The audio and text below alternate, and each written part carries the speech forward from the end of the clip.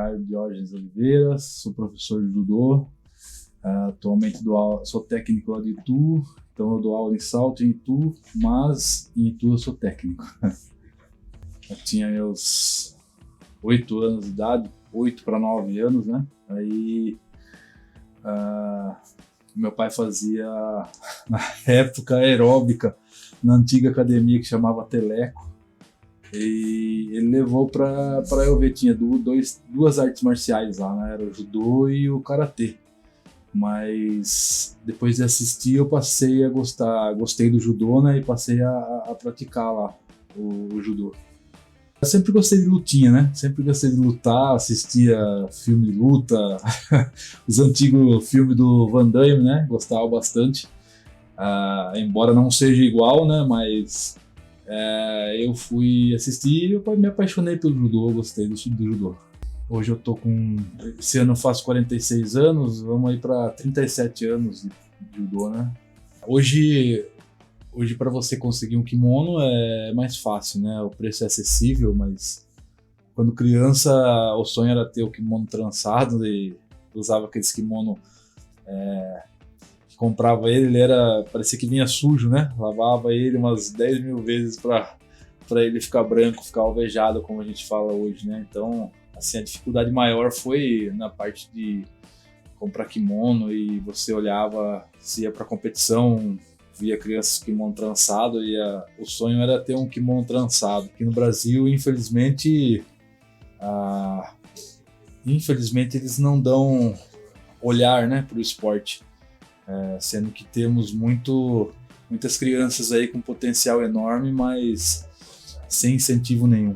E não foi diferente também na minha infância, mas a gente não desiste, a gente, como bom brasileiro, a gente gosta de estar lá, praticar e principalmente levar o judô para as crianças, né?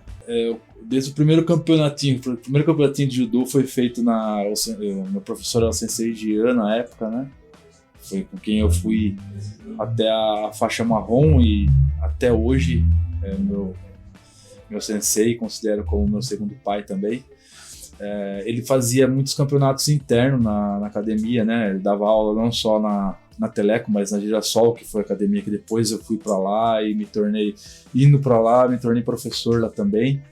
E ele fazia muita competição e eu consegui no meu primeiro campeonatinho até ser campeão. Então, assim, foi a primeira competição que me levou para as outras, né? Que abriu a porta para as outras competições depois. Participei de muitos jogos regionais dos meus 16 anos até os meus 34 anos, lutei todos os jogos regionais, né? Fui atleta de Sorocaba, competi por lá, a gente chamava antiga seleção de Sorocaba, né? Então eu tive a oportunidade de ser atleta lá. Eu competi por Sorocaba 9 anos da minha vida. Foi para onde eu fui lá, quando eu fui para lá, faixa marrom, e lá eu me tornei faixa preta, treinando com o Sensei Toninho, né? Que é meu professor também até hoje. Então tem 2 professores, o Gian, que foi o que eu iniciei, fui até a faixa marrom, e o Sensei Toninho, que foi onde eu peguei a faixa preta e onde eu participei de várias competições por Sorocaba, sendo campeão paulista de equipe, campeão de jogos regionais, e assim vai, né? Os melhores amigos meus no judô é tudo lá de Sorocaba, né? Hoje nós temos até um grupo lá da velha guarda de Sorocaba. Na verdade, desde quando eu entrei no judô, eu sonhei em ser um professor de judô. Eu fiquei muito encantado e um dia eu pensava em dar aula, em passar o conhecimento para as crianças, né, e ajudar de uma maneira ou de outra a difundir o judô e mostrar quais os valores do judô, né? O judô tem muitos valores para nossa vida. Então, eu sempre sonhei em ser atleta e fui. Até os meus 36 anos eu competi bem. Depois chega as lesões, né? Na verdade chega não, né? A gente tá com lesão do lado do ombro, de vai para o outro. Mas eu dei aula na Girassol dos meus 16 anos. Foi quando o meu sensei, o Sensei Gian, teve que parar de dar aula e ficou para mim. Eu dei aula na Girassol durante uns 15, 16 anos, eu dei aula. Então foi onde eu era aluno, atleta e me tornei professor. Da Girassol, eu montei uma academia com meu antigo sócio falecido Kleber Espessotto, né? Montamos uma academia que chamava Ipom Esportes. Kleber era técnico aqui em Salto e em Indaiatuba. Foi justamente o Kleber que me trouxe de volta para Salto, na verdade para Indaiatuba, né? Então eu competia por Sorocaba e o Kleber assumiu o Salto como técnico em Indaiatuba e fez uma proposta para mim, onde eu comecei a lutar por Indaiatuba, né? Onde eu lutei por Indaiatuba ainda aí 4 anos. E eu era auxiliar técnico junto com ele aqui de Salto. Eu lutei 1 ano por Salto também. Depois eu fui para Itu. Aí fui convidado para dar aula em Itu.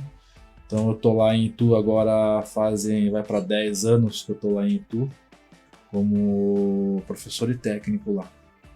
Uma história legal. Eu era faixa marrom, né? Tinha acabado de pegar a faixa marrom, meus 15, 16 anos de idade. Fui para Itu na antiga Quatro Tempos, né? Hoje é academia de jiu-jitsu lá do mestre Otávio, mas até então era Quatro Tempos e tava precisando de professor de judô.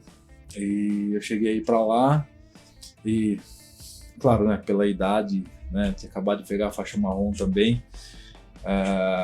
Não fui aceito, né? E eu saí muito triste de lá, porque o meu sonho era dar aula de judô também, né? Apesar de atleta, tinha um sonho enorme de ser professor de judô. E acabei falando que um dia eu ia ser professor de judô lá em Itu. E hoje eu tô como técnico lá da cidade de Itu. Então é um sonho alcançado, né? Um sonho realizado. Mais um sonho, né? Como atleta, foi ter conquistado várias medalhas em jogos regionais, tanto individual por equipe, né? O título a gente foi campeão paulista por equipe lá em Sorocaba.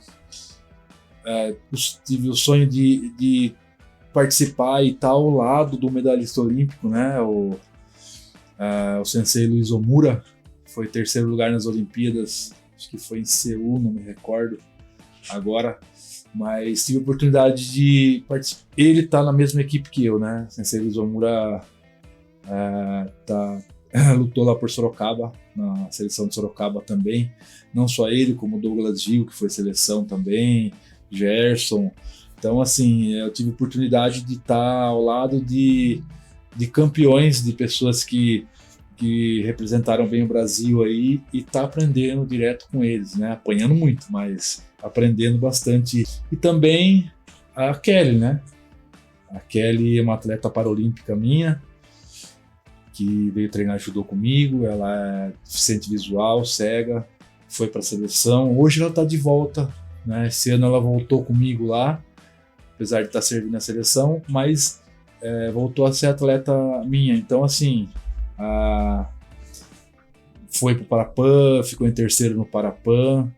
Então é um sonho realizado, né? Fora ela, também tem mais atletas que passaram aí pela minha mão e hoje eu tenho 7 faixas pretas que pegaram lá comigo lá por Itu. E graças a Deus, desses 7 faixas pretas aí, alguns estão dando aula, alguns estão, a maioria, né? Todos, né? Estão do meu lado na equipe e assim, bem sucedidos, sabe? Bons professores, bons profissionais. Então, acho que essa aí é a maior realização que um professor pode conquistar, né? Título, medalha, a gente tem, tá tudo guardado lá, fica como lembrança, mas eu acho que a maior lembrança é você ver os teus alunos alçando voos maiores, né? Aos meus 16 anos eu ia me tornar faixa preta e na época um professor aqui de Salto, que até hoje eu tenho amizade com ele, mas infelizmente ele, por eu ter, o meu professor era o Jean e era da Indaiatuba, então o judô tem uma parte assim, para você se tornar faixa preta, você tem que participar das competições, tanto competindo quanto trabalhando, né? Então você tem que pegar ponto de trabalho. E na época eu eu ia pegar esses pontos, né? Eu lembro que eu dormia fora, muitas vezes o meu kimono foi meu travesseiro né, e cobertor também. Então eu dormia em academias fora, quantas vezes em Piedade, ia para São Paulo e, sabe, treinar, competir para pegar a pontuação. E por bem, ele foi lá e sujou meu nome na federação, falando que eu não participava das competições e que tinha um sensei lá em Dayatuba, lá, o sensei Antônio, né, e sensei Sardinha, e ele era Kodansha, né, faixa vermelha e branca, é uma faixa acima da faixa preta, e ele falou que o Sardinha que pegava as pontuações para mim, e a federação por fim não deixou eu fazer exame de faixa preta, e eu fiquei muito frustrado com isso aí. Né, até parei o judô, né, parei assim de praticar um pouco e fiquei muito triste, mas foi bem pouco tempo que eu parei, né? E logo eu voltei também, mas voltei também no jiu-jitsu na época também, então comecei a praticar o jiu-jitsu também, que eu pratico até hoje. As crianças de hoje, né, não estão mais adeptas aos esportes, digo como luta, né, natação, futebol. A criançada de hoje, elas estão mais ligadas ao esporte eletrônico, né? Então, celular, e fica um pouco para trás essa parte do esporte, a gente perde muito, né? Então, acho que a maior mensagem é que procure, né? Porque assim como o esporte eletrônico, o judô, né, ele é um esporte olímpico, ele é um esporte que muitas vezes a gente entra, como eu entrei no judô para ficar bom, para me defender na escola, e quando eu entrei no judô eu vi que é totalmente diferente, né? Então o esporte em si, ele nos ensina a vencer, né? A se levantar.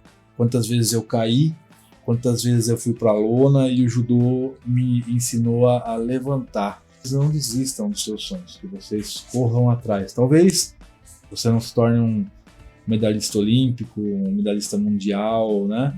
Ou até nem se torne um medalhista, né?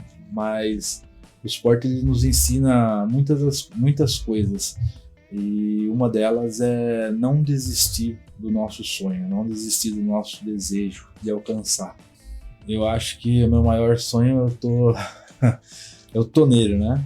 Tô dentro desse maior sonho meu, que era ser um bom técnico, que era poder passar para os meus alunos não só os valores de ser campeão, mas o valor do judô, de ser um campeão na vida, né? Não só dentro do tatame, mas fora do tatame.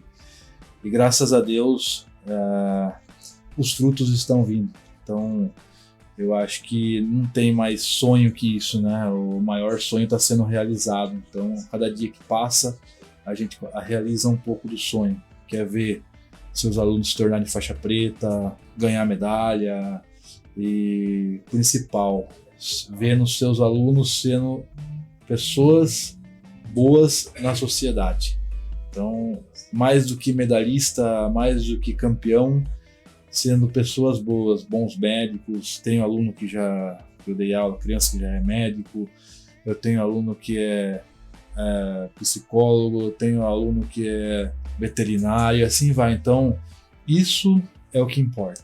Tenho aluno também que está se tornando um cineasta. Eu tive o prazer também de dar aula para os meus 2 sobrinhos. Então, os 2 sobrinhos começaram pequeno comigo, aprenderam muito, e isso é muito bom, isso é satisfatório, é um sonho realizado também. Pedir para que todos, né, possam ter um olhar para o esporte, um olhar para essas crianças que necessitam, muitas vezes, por falta de um kimono, por falta de uma pessoa para levar ela, deixa de treinar, a gente perde um talento. Como eu falei, não só talento de medalha, mas a gente perde para o tráfico, a gente perde para a rua, né? As crianças, por falta de incentivo, por falta de pessoas que possam pegar na mão e estar levando. e está mostrando não só o judô, hoje a gente está falando do judô, por eu ser professor de judô, mas o futebol, o basquete, o vôlei, a natação e assim vai. Então que os nossos governantes possam olhar mais para essas crianças, olhar mais para os esportes, porque talento a gente tem um monte, só que estão perdidos, infelizmente, a gente está perdendo para o mundo da droga e para a rua aí, né? Título, medalha, a gente tem, tá tudo guardado lá, fica como lembrança, mas eu acho que a maior lembrança é você ver os teus alunos alçando voos maiores, né? Então isso é muito bom. お願いします。お願いします。